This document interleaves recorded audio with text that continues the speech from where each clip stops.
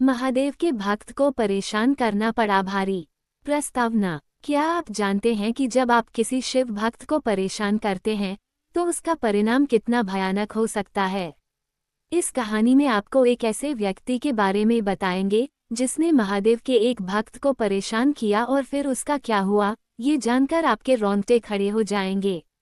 कहानी की शुरुआत एक छोटे से गांव से होती है जहां हर कोई अपने काम में व्यस्त था, लेकिन कुछ लोग हमेशा दूसरों को तंग करने में मस्त रहते थे। एक दिन एक ऐसा व्यक्ति गांव में आया जिसने न सिर्फ महादेव के भक्त को परेशान किया, बल्कि उसके साथ जो हुआ वो न केवल उसके लिए बल्कि पूरे गांव के लिए एक चमत्कारी घटना बन गया।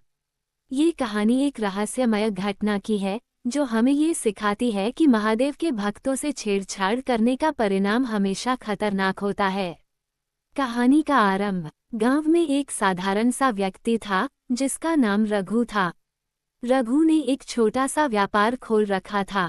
वह दिन रात अपने काम में व्यस्त रहता था, लेकिन उसका दिल पूरी तरह से मैला था।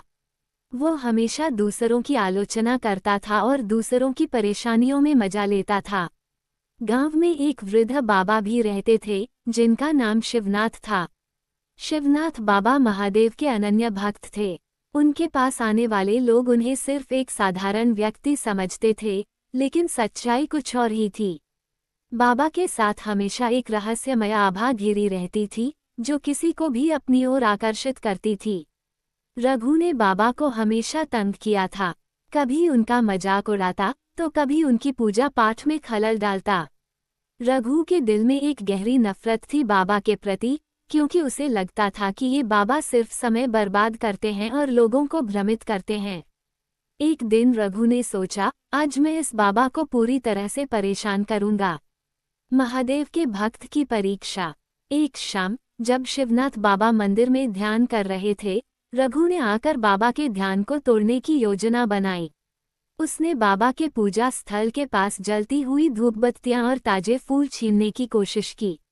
बाबा की आंखों में गहरी शांति थी, लेकिन रघु को देखकर उनके दिल में एक हल्की सी चिंता महसूस हुई। रघु ने बाबा से कहा, तुम्हारा ध्यान और पूजा पाठ किस काम का? क्या इससे तुम्हें कोई फायदा होता है? बाबा ने शांत भाव से रघु की तरफ देखा और कहा, तुम मुझे परेशान कर रहे हो, लेकिन तुम्हारे कर्म तुम्हारे ही पास वापस लौटेंगे। महादेव का आशीर्वाद हमेशा उनके भक्तों पर रहता है जो सही रास्ते पर चलते हैं। तुम चाहे जितना परेशान करो, परिणाम तुम्हारे लिए अच्छा नहीं होगा।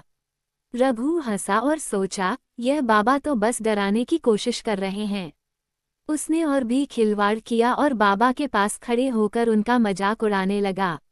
लेकिन वह ये भूल गया था कि महादेव के भक्त के साथ छेड़छाड़ करना एक खतरनाक खेल हो सकता है।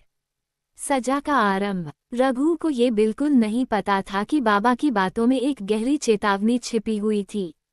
अगले दिन सुबह रघु ने महसूस किया कि उसका व्यापार अचानक ठप हो गया है।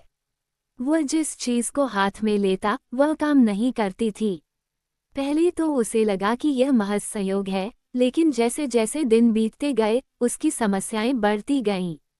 उसके परिवार में झगड़े शुरू हो गए, उसकी सेहत खराब हो गई और उसका व्यापार तो बिल्कुल ही ठप हो गया। रघु समझ नहीं पा रहा था कि उसके साथ यह सब क्यों हो रहा है।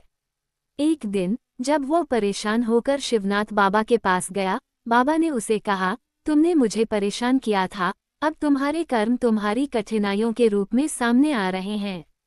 महादेव के भक्तों के साथ छेड़छाड़ करना बहुत बड़ा पाप है, लेकिन यदि तुम सच्चे दिल से पश्चाताप करोगे और माफी मांगोगे तो शायद महादेव तुम्हारी मदद कर सकते हैं। रघु ने बाबा से कहा, मुझे माफ कर दो बाबा। अब मैं जान चुका हूँ कि मैंने क्या गलती की है। मैं आपकी मदद चाहता हूँ। महादेव की कृपा। बाबा ने रघु को एक मंत्र दिया और उसे महादेव के पास जाने की सलाह दी। रघु ने बाबा के बताए गए मंत्र का जाप किया और महादेव से अपनी गलती के लिए माफी मांगी। कुछ ही समय में रघु की जिंदगी बदलने लगी। उसका व्यापार फिर से चलने लगा, उसका परिवार सुखी हो गया और उसकी सेहत भी सुधर गई। रघु ने बाबा के प्रति अपनी कृतज्ञता व्यक्त की और समझा कि महादेव के भक्तों से छेड़छाड़ करने का परिणाम बहुत भयानक हो सकता है। समाप्ति। आज भी गांव में लोग रघु की कहानी सुनाते हैं और यह समझते हैं कि महादेव के भक्तों को कभी नहीं तंग करना चाहिए। इस कहानी से हमें ये सीखने को मिलता है कि महादेव के भक्तों की शक्ति अद्वितीय होती है और उनका आशीर्वाद ही हमारे जीवन को संजीवनी दे सकता है।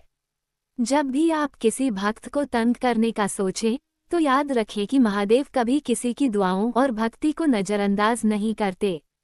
उनके भक्तों के साथ कोई भी गलत व्यवहार न केवल धर्म के खिलाफ है, बल्कि यह हमारे जीवन को भी संकट में डाल सकता है। संदेश: महादेव के भक्तों के साथ कभी छेड़छाड़ न करें।